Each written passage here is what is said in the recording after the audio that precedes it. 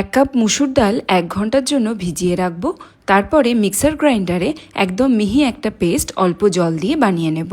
এবারে ওই মুসুর ডাল বাটায় দিয়ে দেব কাঁচা পেঁয়াজ কুচি, রসুন কুচি, কাঁচা লঙ্কা কুচি, ধনেপাতা কুচি, হলুদ গুঁড়ো, লঙ্কার গুঁড়ো, নুন, সামান্য চিনি আর সর্ষের তেল। সব কিছু ভালোভাবে মিক্স করে নেব আর লাস্টে একটু কালো জিরেও ছড়িয়ে দেব। কুমড়ো পাতা বা লাউ পাতাগুলোকে নুন গরম জলে ভালো করে ধুয়ে নিতে হবে। এবারে প্রত্যেকটা পাতা থেকে এই ডান্ডিগুলোকে কেটে বাদ দিয়ে দেব। এবার একটা করে পাতা ছড়াবো, অল্প অল্প করে ডাল বাটা দেব আর এইভাবে একটা এনভেলাপের আকার দেব।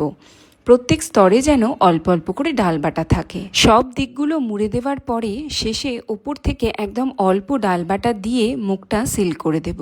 এভাবেই আমরা সবকটা পাতুরি বানিয়ে নেব। এবার একটা ননস্টিক প্যানে খানিকটা সর্ষের তেল গরম করে পাতুরিগুলোকে আস্তে আস্তে দিয়ে দেব। প্রথম 5 মিনিট ঢাকনা চাপা দিয়ে নিভু আঁচে রান্না করব। এরপরে পাতুরিগুলোকে আস্তে আস্তে করে উল্টে দেব। তারপরে আরও খানিকটা সর্ষের তেল দেব, দিয়ে আরও প্রায় 5 থেকে 7 মিনিট রান্না করলেই তৈরি হয়ে যাবে গরম গরম ডাল পাতুরি। যদি আপনারা এগুলোকে সর্ষের তেলে ডিপ ফ্রাই করেন তাহলে খেতে আরও টেস্টি হবে, একদম মুচমুচে ডালের বড়ার মতো খেতে লাগবে। পাতলা টক ডালের সাথে গরম ভাত দিয়ে এই ডাল পাতুরি খেতে কিন্তু মন্দ লাগবে না। বানিয়ে জানাবেন কেমন লাগলো আপনাদের।